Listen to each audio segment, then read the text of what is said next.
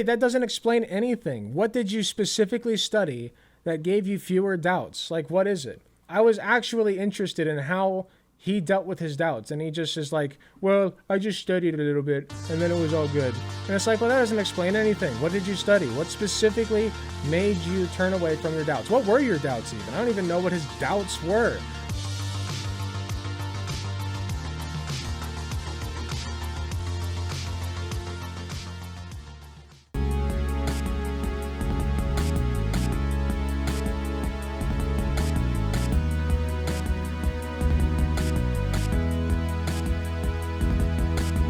So you guys may remember a fellow known as Redeemed Zoomer.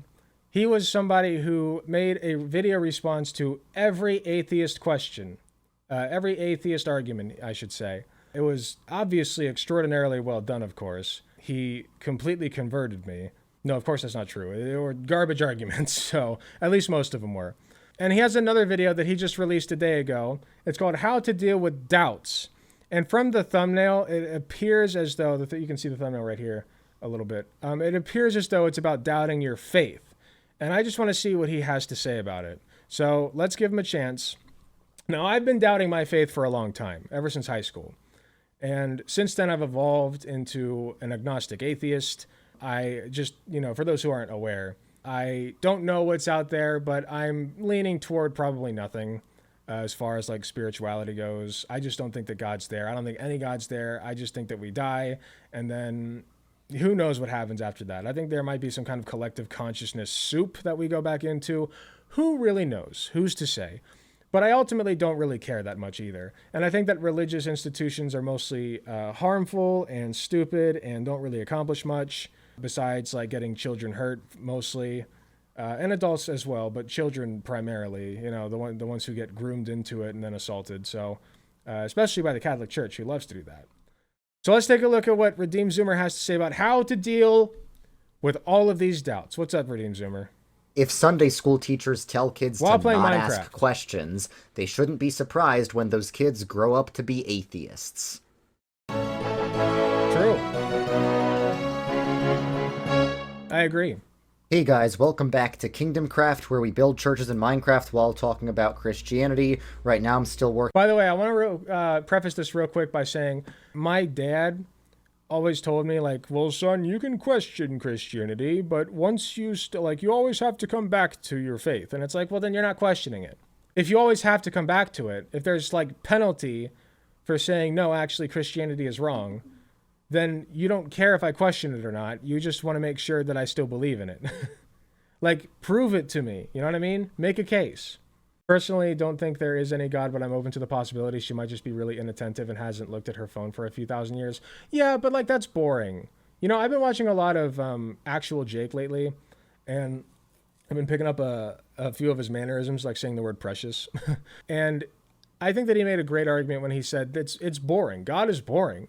There's so much more to life than God. There's, like the mysteries of the universe are so, like, let's put it this way. The odds of you being alive as the person that you are is unquantifiable. Like, it's infinitesimally small. Like, you should not exist as the person that you are, but you do somehow. And that's crazy. That's awesome, And it's like, what's the answer? Oh, God put you there. Who cares? Who gives a shit? God's boring. Working on my little jungle exile settlement, and I'm going to be talking about Christians who have doubts about the faith. This was me at one time. Well, that was me. Generally, I'm talking about people who... That was also me at one time. Now I'm an atheist. Who want to be good Christians, who kind of want Christianity to be true, but are having more intellectual doubts about whether it's true. I'm basically... alt-universe Redeemed Zoomer. I'm the good universe of Redeemed Zoomer. So I'm not really addressing people who actually want to leave Christianity. I'm talking about people who want to be good Christians but have trouble being convinced that it's actually true. So let me tell you guys a story. So I didn't grow up being, like, religious at all. I was pretty anti-religious. I thought religion was kind of anti-scientific, because I've always had a more intellectual way of thinking about things. When I say I'm intellectual, it doesn't mean I'm smart. It just means I'm more intellectual than emotional with how I think through things. Oh, okay. I see what it means. Okay, fair enough. My biggest barrier to Christianity growing up... But to be fair, I think most people would say, yeah, I think about things intellectually. You know what I mean? I think that most people would say that. So to be fair, I think that's important to point out. But was the idea that it was anti-scientific. And once I met a lot of Christians in real life and saw how smart a lot of the Christians I met were, that really changed it for me. And there were a lot of other reasons I became Christian. I was also moved by how kind and loving the Christians I met were. And by the way, right now I'm building a farm for the food that I'm going to eat around here. But yeah. Kind and loving how, though? Like, what did they actually do for you, you know? Like, it's one thing to be polite. It's one thing to be nice. You know, anybody can just be nice. Matt Walsh is nice to people. You know, like, it's fine to be nice, but being kind is different. Being kind comes from your soul, okay? It comes from inside, well, as far as the soul exists. It comes from inside your mind, you know what I mean? So, since we're speaking Christianity versus atheism, it comes from inside. So I think that this is going to be one of those things where it's like, well, Christians were nice to me, therefore now I'm Christian. You know, like, okay, atheists are nice to me. What, does that hold ground for me being atheist now? Like, that's a stupid argument, even for an atheist. For the first year of me being a Christian, I didn't think that much about intellectual challenges to the Christian faith. I was just excited to be a Christian. I was just on a conversion high. Because when you go from being not... So what you're telling me is you put absolutely zero thought into why you're being a Christian except people were nice to you. There you go. There you go. People were nice to me. But apparently he questioned it later on, so let's give him a chance here. Christian to Christian, when you have a dramatic born-again experience like I did, it's very exciting. Now, not everyone has dramatic born-again experiences. For example, my fiancé has... That's how cults indoctrinate people. Always been a Christian ever since she was baptized as a baby, which is what you're supposed to do, by the way. She's always been a Christian. She, unlike me... What do you mean supposed to do? Like, if you weren't raised Christian and then you get baptized as an adult, is that somehow worse? Like... I know, unless he's saying that Christians are supposed to baptize their babies, which is true within their religion, I guess. I don't know. I'll be charitable and say that that's what he meant. There's never a time she remembers when she was not a Christian. It really does seem to be about the aesthetic. Born-again experiences. Also, some people convert to Christianity, but it's more of a gradual process, and they can't point to... Also, I'm curious about which version of Christianity he's referring to. I think he may have said that he's a Catholic at one point, but that's important because every branch of Christianity is a little different. Any one moment where they converted, and that's fine. Those people shouldn't be made to feel like they're not true Christians because they didn't have some dramatic conversion. But I did have one of these dramatic conversions. So it was really exciting for me at first being Christian. But after the excitement wore off, I began to question, is this stuff actually true? And I was going through some discouraging times in my life. You know, my PCUSA church, our pastor just retired, and he was being replaced by these temporary pastors, these old ladies who didn't seem to really care about the faith that much. Because, you know, that's when I started to learn my denomination has a bit of a theological liberalism problem. So I was feeling very discouraged. I began to ask myself, how do I know all this is actually true? And my doubts just came on suddenly like a storm. It was like one day I wasn't having any doubts about the faith. The next day I was like swamped in them. And I think that's the most... That's good. That's your brain trying to save you, man. That's your brain trying to save you from itself. Okay? That's your brain saying, you know what? Maybe this was not the most logical step to take. Maybe people being nice to me is not grounds for completely changing everything that I believe in.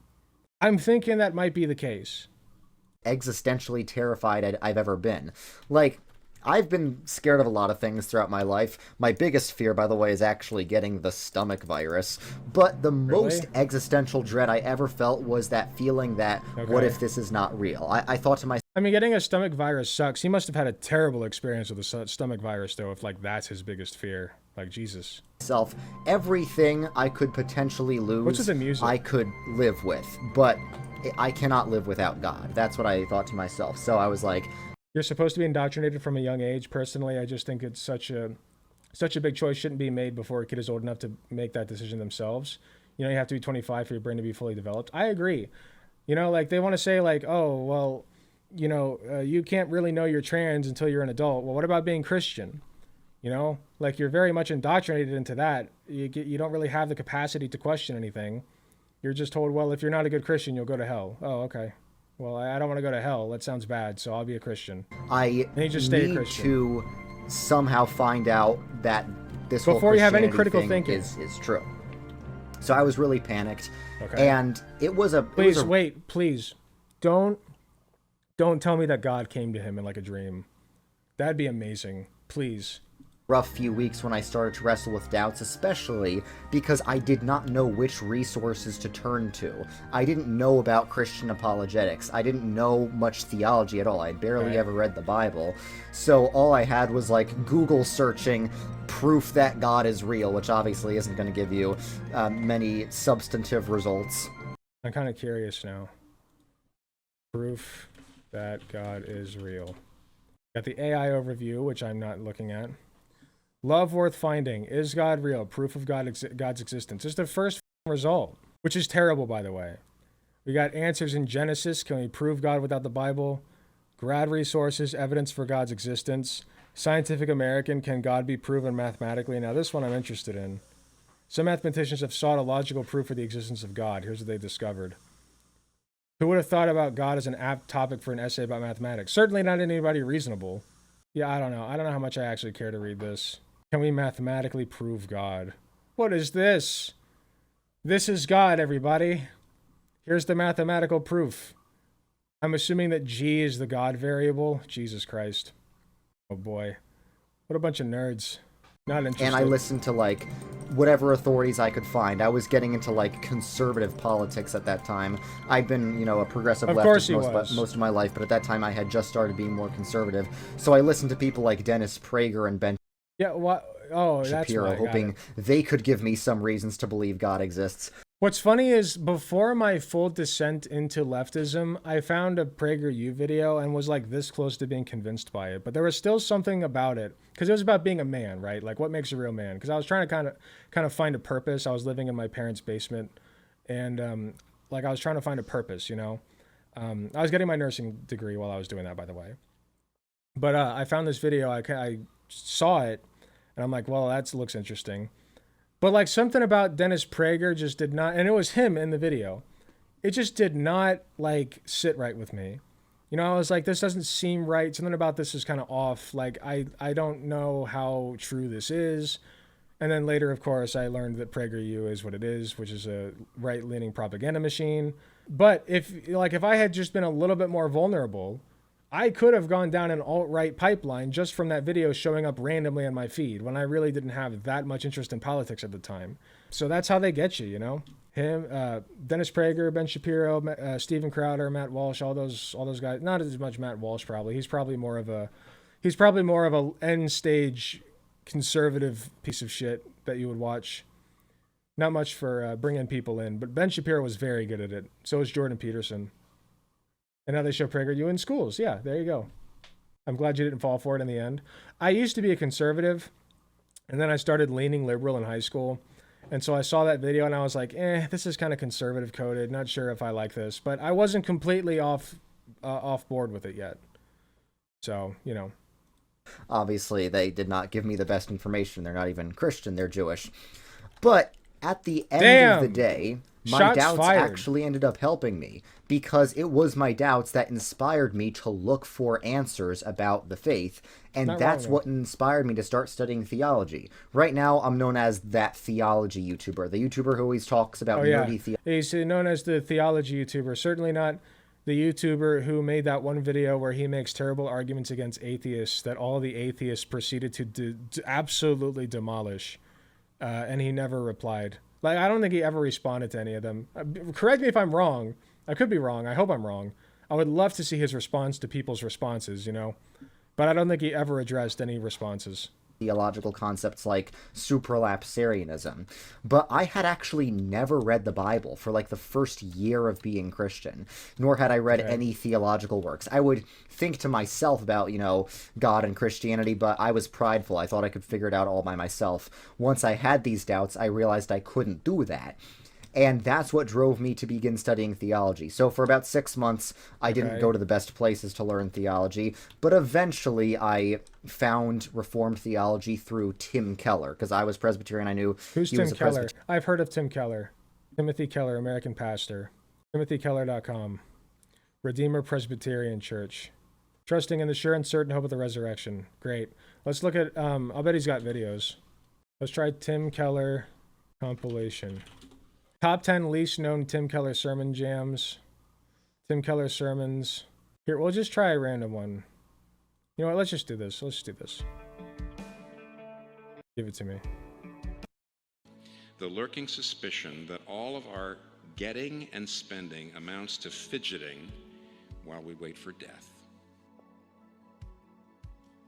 We must imagine some end to life that transcends our own tiny allotment of days and hours if we are to keep at bay the dim back-of-the-mind suspicion that we are adrift in an absurd world. I disagree entirely. What? Life, the purpose of life is what you make it. You don't have to be like doomer about your death just because you're not Christian. It speaks volumes about where these people are at mentally, by the way. They're all so mentally ill. Like, they just ruminate over death. Every culture, he says, has got to give people hope, or else they do just sink into absurdity. Because what we think about the future, what our future is completely determines how we experience the present. Well, with the flowers and the music, I can definitely see why people would watch this video and be, like, converted by him or whatever. But to be fair, it's only 1.1k views. All right, we got an idea of who he is. Presbyterian pastor as well. Tim Keller was my introduction to theology, and his sermons on the Bible were just so good that inspired me to read all of the Bible myself, which the following year I did. And once I started... I wonder if he read the passage about selling your daughter into slavery. The more I started studying theology, the less doubts that I had. So I guess my first piece of advice for anyone who's struggling with doubts... Wait, that doesn't explain anything. What did you specifically study that gave you fewer doubts? Like, what is it? I was actually interested in how he dealt with his doubts, and he just is like, well, I just studied a little bit, and then it was all good. And it's like, well, that doesn't explain anything. What did you study? What specifically made you turn away from your doubts? What were your doubts even? I don't even know what his doubts were. Like, he's saying he didn't actually believe in God, or like, you know, like, what were his doubts? I don't get it. Is that your doubts are not necessarily a bad thing, and God can and will actually use them as a very good thing sometimes if it inspires you to study the faith. As St. Anselm is one of my favorite Christian theologians outside the Bible. I'd say Anselm is probably like my fourth favorite saint. And his famous quote is that theology is faith-seeking understanding. So when we have doubts about the faith, that drives us. Faith cannot seek understanding, because if you have faith in something, that is, in the way that Christians use it at least, that essentially means that you trust without having any reason to. If I put my faith in somebody, like let's say that I find a random, here's a good example. I'm waiting in line at the gas station, right? Line's really long. Let's say that I got to run to the bathroom. I have faith that the person behind me is going to hold my spot, okay? I have no reason to believe they will. They could just as easily say, well, I'm not holding your spot, okay? I could come back, and they could say, you got to go to the back of the line.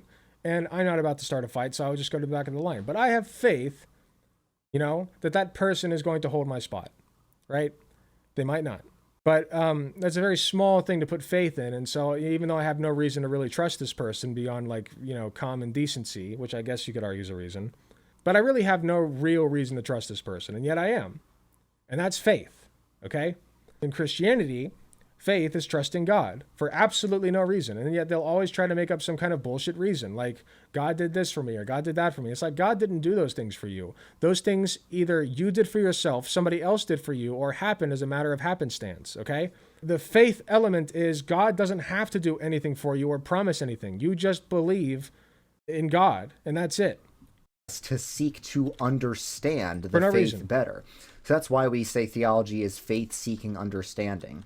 So usually it's that existential anxiety. It's that doubt that actually motivates us to go closer to God. So I would say if you have doubts, don't be afraid of your doubts. Just trust in God, and trust that if you trust in God, God will use your doubts towards something productive. But if you're already doubting God, why would you put your trust in God? Oh, just put faith in him and he'll bring it back. This isn't encouraging people to question anything. This isn't encouraging people to think rationally and logically. This is just, oh, if you question things, well, don't. Just don't. Have you ever thought about just don't, maybe? You know, like, I'm just saying, like, just don't, maybe. Just throwing that out there. And at the time, while this was happening, I didn't know that anything productive would come of my doubts until some of my friends started asking me questions about the faith. And I realized I was able to answer their questions because I had gone through this period of doubt. I would love to know the and answers. I had experienced the same questions they were experiencing. Give me an example. I noticed I was able to help out a lot of my friends with their struggles with faith. I thought to myself, what if I made a YouTube channel out of this? Now, there are other problems people have when they start doubting the faith.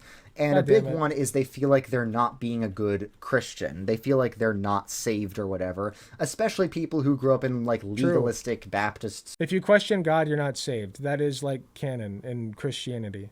If you question God's existence, or you have any doubts at all, or you think that, like, you know, maybe he does, like, if you think that there's like evidence that maybe could explain things in a way that doesn't involve God, then you're not saved. You have to believe in God. That is part of your faith. Circles, not all Baptists are like this, but there's some legalistic Baptist circles where any sort of intellectual doubt is seen as not just sin, but seen as evidence that you're not really saved. Yes, because I have two friends. I mean, I have way more than two friends. No, there are two people I know who are friends that have different stories. I think they're an interesting case study. One of them is perfectly convinced of the supernatural, perfectly convinced of God and the supernatural. Convinced and how? He Through never what goes evidence? to church, and he identifies as Christian, but clearly does not care about it at all. I've tried to bring him to church. He just never gets around to it, just does not care. But he's perfectly convinced of God and the supernatural. He has seen, like, spirits appearing in his room. He has no doubt that... Did he get them on video? I'd like to see a video of these spirits that he's seen. Oh, no, it's impossible. They don't show up on video. Sorry, man. It's just... I think your friend might need some help, man. I think you got to send him to an institution. God exists. So it's not an issue of the intellect for him. It's an issue of the will. But he just doesn't care. Whereas I have another friend who really wants to be a Christian. His faith means everything to him. His faith gives him more joy than... That's so lame. Imagine wanting to be a Christian. Ugh. God. Even when I was a Christian, I didn't want to be a Christian. I was always like, this shit sucks, but I got to do it, I guess. You know? Oh, I guess I have to say 50 Hail Marys tonight before I go to bed. I guess I got to add that to my routine. Oh, shit. I can't do this thing that I really wanted to do Sunday because I have church. I didn't even want to be a Christian while I was a Christian. Who the fuck wants to be a Christian? Even they don't want to be Christians. Anything else. But he's a very scientific guy. He's a biology major, and he's just not intellectually certain that God exists, and he wants to believe in God. Ooh, but biology major is perfect because you learn about, like, the certainty of evolution and how certain scientists are that evolution is a fact and not like just this. It is a theory, but in science, a theory is the highest level of evidence you can possibly have. So evolution is a theory in science, meaning it is real. It exists for all intents and purposes. Nothing has disproven it, and nothing seemingly can disprove it. So it's real. So biology major, coming from a biology major, mind you, is perfect for getting you out of that rut. Oftentimes he has doubts and he goes through dark times where he feels like atheism might be correct. But he still really wants Christianity to be true. And he's the one who got baptized. But that's what the cult does. It grabs you and does not let you go. Because the entirety of your life, you've been thinking, well, I need to believe in God or else I won't be saved, right? And so you just do. You just believe in God. And then you start having questions and you start doubting and you start doing this and that. And you're like, oh, God, I can't question it. Because if I question it, I might come to the conclusion that God's not real. And if I come to the conclusion that God's not real, I'll be one of those heathen atheists that I always learned are bad and will go to hell. And I can't have that. And that's how they get you. That's how they get you stuck in a disgusting loop, you know? With me a couple years ago. So, which of these two people do you think is being a more faithful Christian? I would say it's the second one, my friend who has intellectual doubts about the faith, but still really wants it to be true. So theologians, especially scholastic theologians, talk about the difference between the intellect and the will. So for friend number one, his intellect believes in God, but his will doesn't really want to submit to God, whereas friend No, no, his intellect is, no, I think he has that backwards. His intellect is telling him that God's not real, but his will is telling him, no, you must remain faithful to God. Now that's a salient argument. I think that that's what his friend's going through, right? Because he wants to be a Christian. That's his will. He wants to be a Christian. He wants to believe in God, but he's having doubts and questions about it. So I think this guy's got it backwards. Number two of mine, his will really does want to submit to God. He's always wants to go to church and stuff. His intellect isn't fully convinced of God right yet, but if he could find evidence, proof that God exists, I'm sure he would. So now let's get into some actual... I agree. If I could find proof that God exists, then I would believe in God. But I have no proof. Resources for mitigating doubts. So I'm not here to address every single possible intellectual doubt about the faith, because there's no way I could do that in 20 minutes. There's one time I tried to address every atheist argument in 20 minutes, and if you guys know how that went, you know that probably wasn't the best decision I ever made. Oh shit! Even he acknowledges it. You know what? I can respect that. I respect a man who understands that video, like a past video of his, was not the best content. Okay. I'll give him that one. But I can point you guys to some good resources. So for me, like I said, Tim Keller was very, very helpful. He was my introduction to theology. His book, Reason for God, is amazing. If you guys don't want to buy it, he has like just lectures about it. Tim Keller, Reason for God. The reason for God. Why does God allow suffering in the world? How could a loving God send people to hell? Why isn't Christianity more inclusive? How can one religion be right and the other's wrong? Why have so many wars been fought in the name of God? These are all very good questions. These are just a few of the questions and doubts even ardent believers wrestle with today. As the founding pastor of Redeemer Presbyterian Church in New York City, Timothy Keller has compiled a list of the most frequently voiced doubts skeptics bring to his church, as well as the most important reasons for faith. In the New York Times bestselling The Reason for God, he addresses each doubt and explains each reason. Keller uses literature, philosophy, real-life conversations, and reasoning to explain how faith in a Christian God is a soundly rational belief, held by thoughtful people of intellectual integrity with a deep compassion for those who truly want to know the truth. Excellent. Here, let's stay his little... Let me tell you a little bit about the book. Sure. I wrote the book for two kinds of people. Okay. Primarily, I wrote the book for people with doubts about Christianity. I've talked to literally thousands of people in New York City over the years, and I found that as I talk to people, so many of the doubts are passionate, they're well thought out, and they deserve respect. Okay. And therefore, I wrote this book to respectfully engage... No way evolution is just a theory. When we say just a theory, in science, a theory is the highest level of evidence that you can possibly have for something. It's like the theory of gravity, okay? Nobody questions that gravity exists in some form or another. We are pulled toward the ground, okay? Gravity exists. Therefore, you know, like we have evidence for it. We have so much evidence for it, in fact, that it would be nigh impossible to disprove gravity. So that's why we call it a theory. The theory of gravity. Just like the theory of evolution and the theory of climate change, really. Engage those doubts. The book has two basic messages to people who doubt. The first message is, all of your problems and doubts about Christianity are actually based on beliefs, alternate beliefs about spiritual reality, about God, about human nature. To really have integrity, you need to apply the same test to your beliefs that you are applying and demanding that Christians apply to theirs.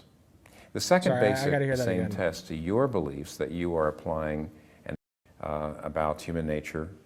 To really have integrity, you need to apply the same test to your beliefs that you are applying and demanding that Christians apply to theirs. Okay. My belief that, so when I say to a Christian, well, if God is all-knowing, all-powerful, and all-loving, why do bad things happen, right? You know, like, what is your explanation for God allowing bad things to happen, like babies dying of cancer? You know, like, that happens. So if God is either not all-loving, not all-knowing, or not all-powerful, or some combination of those three, okay? And if that's the case, then why should I even worship him? So applying that to an atheist, you say, why does suffering exist, right? Or you could even ask, why does God allow suffering to exist? And an atheist's response would be, because there is no God, okay? Or at the very least, God is not all-loving or all-knowing or all-powerful. At the very least, if he does exist. So we have answers for these questions that we ask of religious people. And sometimes our answer is, I don't know. You know, we don't have to know everything. The burden of proof is not on us, for instance, like why things exist. Why do things exist? We don't know. We don't have an answer for that. The Big Bang happened and then things exist. Time exists, okay? We have evidence for the Big Bang. That is also a theory. You can literally look out into the universe and observe the Big Bang, and that's the evidence for that scientists have, okay? Before that, we don't know if there even is a before that, if it makes sense to ask that. I'm getting all this from actual Jake, by the way. I want to make sure credit where credit's due. I've been watching a lot of his videos. So that would be my answer, that I don't know. But the idea of things coming from nothing is just as salient as God coming from nothing, because God had to have come from somewhere, but everybody says he's the uncaused causer, like all the Christians say that, the uncaused causer. But why? He just operates on a different level of rules than we do? Like, why? That doesn't make any sense. You just made that shit up. So we're back to square one. The second basic message of the book is that when you look at Christianity positively, when you look at its teachings and what it actually asserts, it makes more sense of the life we see around us than anything else. The second group of people that I'm writing the book for, though, are Christians who already believe, but who have a lot of people that they care for and really love, that don't understand their faith, maybe aren't persuaded by their faith. And if you want to share your... He wrote it so that you can evangelize. He wrote it for people who want to evangelize their friends and, you know, indoctrinate them. He wrote this book to help people indoctrinate others into the faith. So that's cool. With a very articulate person that you care for, but who has real doubts, I think this book will help. Cool. Sounds like a terrible book. Anyway, back to the original video. Which cover a lot of the content, but the book itself is really good. It's like, that is the first book I recommend to beginners to Christianity because of how helpful it was for me as a teenager. There's a lot of specific things, like I'm half tempted to get it and read it on stream, not gonna lie. But I feel like book readings don't really do that well on stream. I don't know. These are things that you'll encounter on Reddit, like someone saying, oh, did you know the story of Jesus was copied from the story of Horus and Dionysus or whatever? Now, actual atheist scholars like Bart Ehrman know that this is ridiculous, and Was the story of Jesus copied? Ask history. If these comments have sources, then I'm willing to read them. I'd rather have like a verifiable source. Reasonable Theology, Geeks Under Grace. There's no like verifiable sources here. I think the best one I've seen is Reasonable Theology. Let's check. Is it a retelling of pagan myths? The Jesus myth allegations. Are these alleged parallels to pagan gods historically accurate? If they were, what difference would it make? I don't know. I can't find an answer. Unless you consider emerging fully grown out of a rock being born of a virgin. This god already has one strike against being similar to Jesus. What? Wait, born of a virgin. That is similar to Jesus. So that's a strike against you because that's born of a virgin. Dionysus doesn't fare much better. Had an affair between Zeus and a mortal woman. After Zeus' wife Hera found out, she tricked the mortal into demanding that Zeus reveal himself in all his glory. He was, however, able to rescue Dionysus and sewed him or his heart into his thigh until he was born. This is the claim for his rebirth, a far cry from the death and... I mean, I don't know. I truly, honestly don't. You know what? Hey, Katie. Come here for a second, if you can. Yes. Do you know if the story of Jesus Christ was copied from, like, Osiris, Dionysus, Horus? I mean, there is significant evidence of resurrections and kind of, like, promised comings. That's been around in storytelling since like oral tradition, which is thousands of years old before the written word of anything. So I could say, as someone who does believe in a higher power, and I've said it before, me and Jesus, we're cool, it's me and God that got the problem. I'm very much a believer that all religions have something of the truth of the universe in terms of divinity or celestial beings or whatever. I believe that every religion has a valid point to make, and a lot of those valid points are about kindness and caring for your fellow people. I believe that the organization is the problem. Right. But so it's not to say that the story of Jesus Christ couldn't have been copied. It's just to say that all of these motifs we see so often that it would be impossible to say that the story of Jesus Christ was not influenced by those in some way. We know that Yeshua ben Joseph, which was his name, his Jewish name, we know that he existed because he's recorded in censuses that we have from where we can kind of guess was the time. Jesus? Yeah. I've heard that he doesn't. But Oh, no? Oh, I thought. Well, I've heard we that he have does not, we yeah. have evidence that he was a real person who probably existed in the Valley of Judea in what is now modern day Palestine. Okay. We have evidence that he might have been influential in some way. But his story was probably like prettied up. Oh yeah. Yeah. 100%. Okay. 100%. And probably drew influence from these guys. Yes. Okay, gotcha. Oh yeah. So these tropes have been around for forever. Yeah, if nothing else, it definitely drew influence from other stories. We'll go with that. Is the first book I recommend to beginners to Christianity because of how helpful it was for me as a teenager. There's a lot of specific things, like mostly these are things that you'll encounter on Reddit, like someone saying, oh, did you know the story of Jesus was copied from the story of Horus and Dionysus or whatever?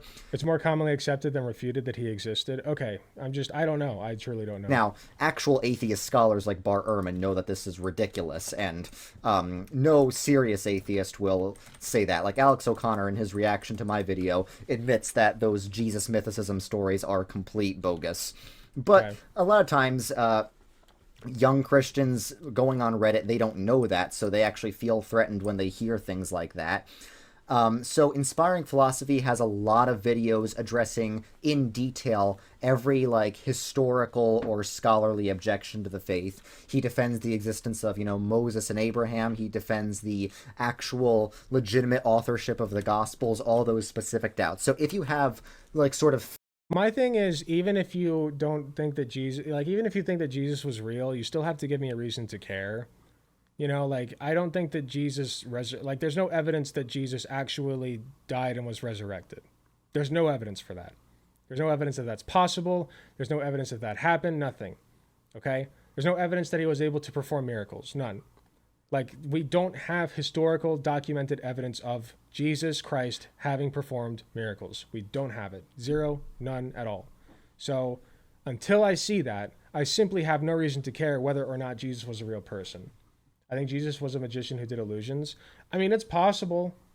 It's possible. Well, from what I've heard, there are several accounts of people claiming to be an incarnation of God that performed what they called miracles, And that would be what I think is probably a magician, if I had to guess.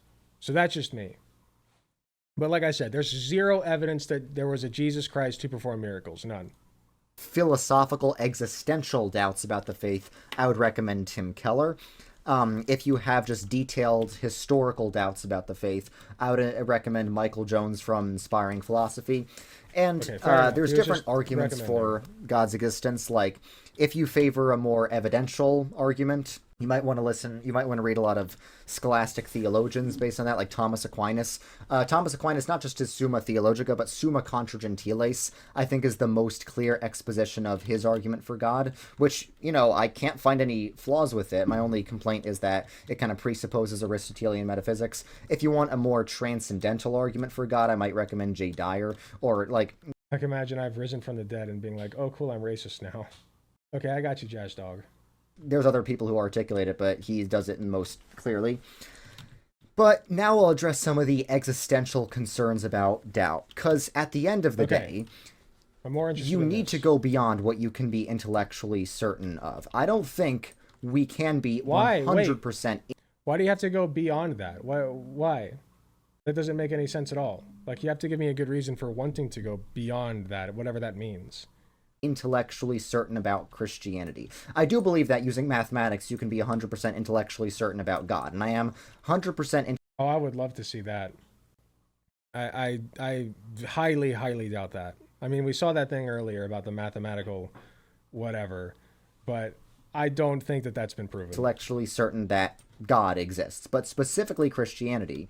There is a leap of faith, and faith doesn't contradict reason or evidence. Faith simply goes beyond evidence. For example, we might have a mathematical proof that something beyond our current understanding of existence happened, obviously, right? Like, we might have some kind of proof that, like, there's, you know, things that we don't understand, that there were processes that we can't fully comprehend that happened that brought us into existence. But evidence for the Christian God, I think not. Certainly not mathematical evidence. That's very silly. You know, you can't scientifically prove that your wife loves you. But I've already addressed this argument in my previous video, which I watched recently, actually. I can scientifically prove that Katie loves me. Because scientifically speaking, you need evidence, okay? And if I gather, and I can't get inside of Katie's head, obviously, but if I gather enough evidence that, you know, Katie does these things for me, and I do things for Katie, and we have this relationship going on, we call that love. So you would have to define love in a specific way, but you could make a plausible assertion that Katie loves me based on various factors, okay? Like things she says about me, things she does for me, etc. So in that way, you can sort of scientifically prove that. You could be like 99% sure, but if you tried to like do a brain scan of her to prove that, she would get kind of annoyed at you because she would feel like you're not being faithful to her, that you don't actually trust her. So there is like an existential... Hold on. Sure, but if you tried to like do a brain scan of her to prove that, she would get kind of annoyed at you because she would feel like you're not being faithful to her, that you don't actually trust her. Well, yeah, because I trust that Katie loves me based on all of the things that Katie has said and done for me, okay? That's why I trust her. I don't need a brain scan on her. That'd be silly. Like if now it could be, it's very possible that Katie is tricking me, I guess, but I highly, highly doubt that. And I doubt that to such an extent that, you know, I don't need a brain scan on her. You know what I mean? Like, I'm not going to discount the possibility, but at the same time, the evidence aligns more. It's Occam's razor, right?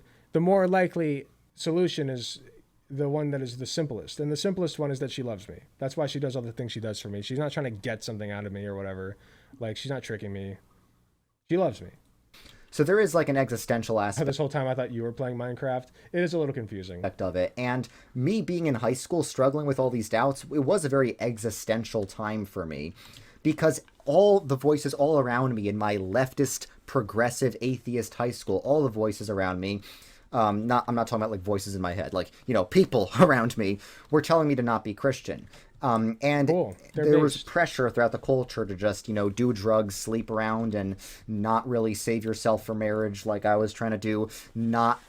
People were telling me, oh, don't wait to date a Christian girl. You should just date whatever, you know, Jewish or atheist. If you commit yourself sexually to somebody for the rest of your life without even knowing what they're like in bed, you're stupid. That's called being stupid, man. Okay? Sorry. Girl you can find, because you're probably not going to find anyone otherwise.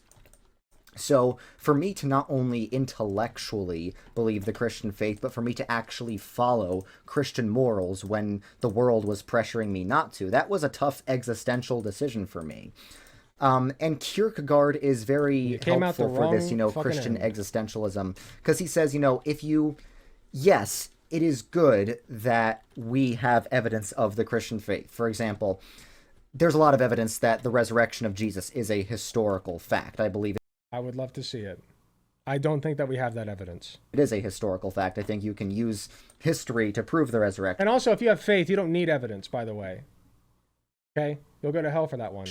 But what Karl Barth and Dietrich Bonhoeffer would say is that you should still be a Christian even if hypothetically you lived in a world where the evidence did not point towards Christianity. And for a while, I did live in that world. I did live in a world where the you should still be a Christian even if there's zero evidence for it. Exactly. Evidence that was available to me didn't exactly point to Christianity. Why?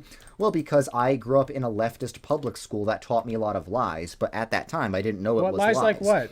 So I grew up in a school that taught me Christianity has always been like the bad guys' religion throughout all of history. I was under the impression that Christianity had done far more harm than... It's not just Christianity that was the bad guys. It was like basically every religion ever that was a bad guy at some point in some significant capacity that is a result of their religiosity. Even Buddhism. Like, I used to think that Buddhism was like the one religion that never had any issues. They have huge issues than good throughout history. Just different from those of Christianity. The school would milk things like the Crusades and give a lot of historical inaccuracies about the Crusades and really focus on the bad things the church did and never mention any of the many, many good things the church did. Such as? So I was living under the impression that Christianity was anti-science, that the church tortured Galileo for doing science, that Christianity has been the violent white man's colonizer religion. I was living under that impression, and I still had faith in Christianity because of the beauty that I saw in it. Wait, the what impression? I was living under that impression. And I still had faith in Christianity because of the beauty that I saw in it, even though a lot of the evidence I was presented with was against it. And I'm not saying I'm this sort of, Christian Ubermensch or something, because I've still sinned many times in high school. A lot of the problems I had in high school were due to me being a Christian, but a lot of times it was just I was, a bad friend to a lot of people. I lost some of my friends due to my beliefs, but I also lost friends due to my own sin. So I wasn't this, Christian superhero or something. But I had to still be faithful to Christianity when I was not intellectually certain of it. So in high school... Exactly. That's the whole point. That's what I'm saying. Is like Christianity demands that you believe in it regardless of whether there's evidence for it. And that's stupid. Like I said, I mentioned, dating. Dating is a thing that a lot of... And just because you were stupid doesn't mean other people should be stupid. High schoolers really have to deal with. Everyone around... Religious bigotry existed is a lie, even though it still exists. I missed that part, but yeah. If you're saying that religious bigotry, like, I'm sure even he would acknowledge that religious bigotry does and did exist, right? Like, he would have to acknowledge that. So if he did say that it doesn't exist, then I think that he would clarify. Like, I'm trying to be charitable as possible. I'm fairly sure he would clarify that, but he'd probably also say that, like, hating gay people isn't bigotry, It's just me being faithful, right? Around me was pressuring me, you shouldn't only date Christian girls because there were no Christian girls where I was. So there was a lot of pressure to just date some Jewish or Christian girls are some of the most boring girls you'll ever meet. Just saying. Secular girl, because that's what the majority of the population around me was. Yes, and now you're not. Kind of, yes. That's, you know what I meant.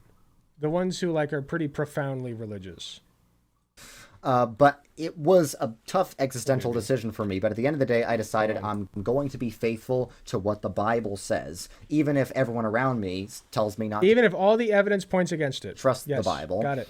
And what happened? Once the pandemic started, I met my fiance, even though I had to go over 1,000 miles away to find her. And cool. Wow. For me... Wow, you just found her, Just randomly found her. I'm sure that was on a dating site, dude. Like, what do you mean? Like, that wasn't God. That was just you getting on a dating site and then finding a girl that lives thousands of miles away and going to meet her and marry her. That's not God. That's not evidence for God. That's not God helping you. That's getting on a dating site. That personal I did the same experience. thing. There's also a ton of coincidences with how I met my fiance. Thankfully, she was a little closer. That was sort of like a validation from God, like a personal message from God, based on his providence. Not like I heard any sort of audible voice. But just a personal message. Was it a personal message from God that I met Katie? No. That was me getting on Tinder and paying for Tinder Gold. And then super liking her. Saying that it's good to trust in God. It's, as the Psalm says, it's better to trust in God than to trust in mankind. So I guess my final word for those having existential doubts about the faith is, even if it seems like it's hard to believe. Yeah, trust the guy that, and as far as he exists, only gives you the most abstract, unclear evidence of his existence in ways that could very well be explained by him not existing at all, actually. Like finding a girl on a dating website. That's who God is. That's what he wants you to believe in him based on that. What matters is that your will is oriented towards God, even if your intellect maybe isn't. Even if it's hard for you to believe. If your intellect is not, quote unquote, oriented towards God, then maybe that's your intellect trying to tell you that God isn't real. Okay? If you trust in God, despite the fact that your intellect seems unconvinced. Despite the fact that everything in your body is telling you that he's not real and you shouldn't believe. Go on. That is the greatest act of faith. And that will inspire you. That will drive you to be a much more faithful Christian. So thanks for watching this, and I will see you guys later. Yeah, cult shit. That's all that is. Cult shit. Believe things that we tell you to believe because we told you to believe them. Don't ask for any evidence. And if you do, accept the evidence that is not actually evidence that we provide for you. And as long as ultimately you're believing the thing that, we tell you to believe, then you won't be damned to eternal damnation in hell.